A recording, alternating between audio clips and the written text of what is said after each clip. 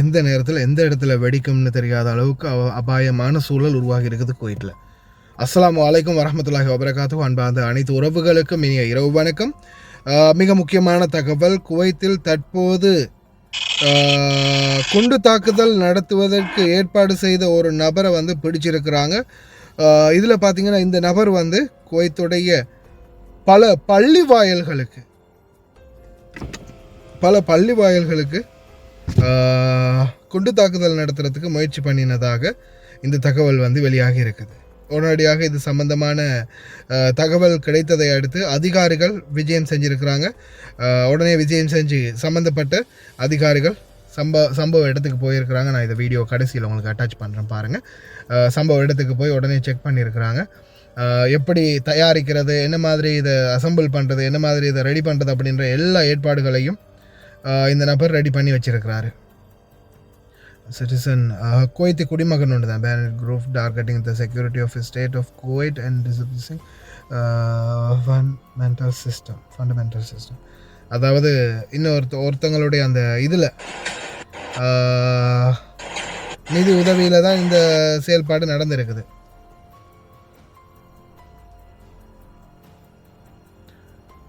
Video நான் கடைசியில் போடுறேன்.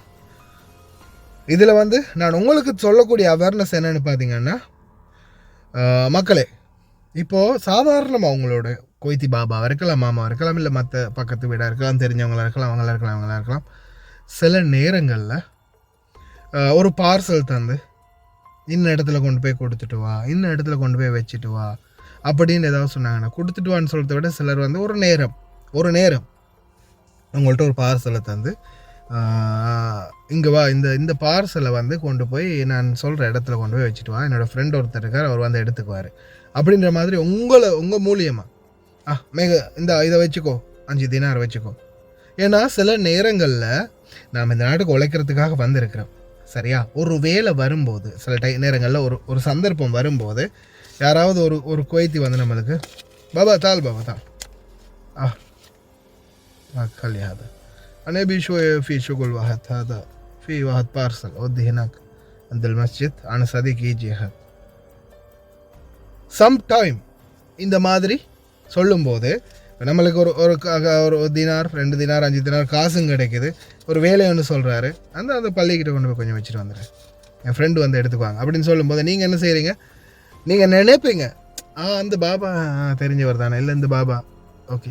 சில பாபாமாருன்றாலே நம்மளுக்கு தெரியும் தானே. இப்போ ஒரு சில பாபாமார் இந்த மாதிரி உடுப்போட கத்ரா இதெல்லாம் போட்டு இந்த பார்சலை கொண்டு போய் அந்த பள்ளிக்கிட்ட அதை கொஞ்சம் வச்சுட்டு வா, ஃப்ரெண்டு எடுத்துவார், அவர் ஃப்ரெண்டு எடுப்பார், நீ கொண்டு வச்சுட்டு மட்டும் வந்துரு, அந்த பள்ளியில் இந்த இடத்துல வை, அந்த இடத்துல வை, மேசையில் வை, நான் கொஞ்சம் அவசரமாக போகிறேன், ஏதாவது ஒன்று சொல்லி உங்கள்கிட்ட கொடுத்துட்டாங்கன்னா நீங்களும் தெரியாதனமா அதை கொண்டு போய் உள்ளே வச்சிட்டிங்க.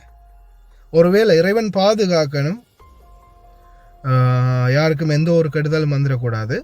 ஒரு வேளை நீங்கள் கொண்டு போய் வச்சதுக்கப்புறமா அந்த சம்பவம் நடந்துடுச்சு, உங்களுக்கும் தெரியாது, அந்த ஏரியாவில் சிசிடிவியும் சரௌண்டிங்கில் இல்லாத கஷ்டகாலம், கொண்டு வந்த நபர் யாருன்னு தெரியாது, நீங்கள் ஒரு பாபா, சும்மா சாதாரண உதாரணத்துக்கு நம்ம எல்லா இடங்கள்லையும் போகிற மாதிரி சில பாபாக்கள் நம்மளுக்கு ஹதியாக தருவாங்க, சில பாபா சும்மாவும் நடக்குதானே, எதர்ச்சியாக நடக்கிற சம்பவங்கள் இருக்கு இல்லையா? அப்போ அந்த மாதிரி உங்களுக்கு யாராவது ஒருத்தர் இந்த மாதிரி சொல்லி செஞ்சு கடைசியில் பள்ளி கேமராவிலேருந்து அந்த ஆதாரத்துலேருந்து பார்சலை நீங்கள் கொண்டு போகிற 2-3 பேர் பார்க்குறாங்க, நீங்கள் கொண்டு போய் வைக்கிறீங்க, எல்லாம் முடிஞ்ச பிறகு, இந்த சம்பவம் நடந்து முடிஞ்ச பிறகு எல்லாம் செக் பண்ணி பார்க்கும்போது கடைசியாக எங்கே நிற்பாங்க, யாரை பிடிக்க போகிறாங்க? உங்களை தான். அப்போ நீங்கள் சொல்லுவீங்க, இன்னும் இப்படி தான் கொடுத்தாங்க, இப்படி செஞ்சாங்கன்னு. எங்கே ஏது என்னென்னு தேடி விசாரித்து கண்டுபிடிச்சி அது எல்லாம் முடிஞ்சு நீங்கள் ஒன்று நிரபராதின்னு வெளியே வாரத்துக்கே 10 வருஷம் ஆகிரும், இன்வெஸ்டிகேஷன் முடிஞ்சு. சில நேரங்களில் அந்த ஆள் பிடிபடலைன்னு வைங்க, நீங்கள் தான் விக்டம், நீங்கள் தான் அதாவது அக்யூஸ்ட், நீங்கள் தான் குற்றவாளி, சோழி முடிஞ்சது, தூக்கு தண்டனை. வேணுமா அப்படி யாருக்காவது அந்த மாதிரி செய்யணுமா? சிந்திச்சு செயல்படுங்க. இது நான் சொல்கிறதுக்கு காரணம், இந்த மாதிரி நிறைய விடயங்கள் நடந்திருக்குது, நிறைய பேருக்கு நிறைய இந்த மாதிரி விடயங்கள் நடந்திருக்குது. அதால் தயவு செய்து சிந்தித்து செயல்படுங்க. எல்லாம் வல்ல இறைவன் அனைவரையும் பாதுகாக்கட்டும்.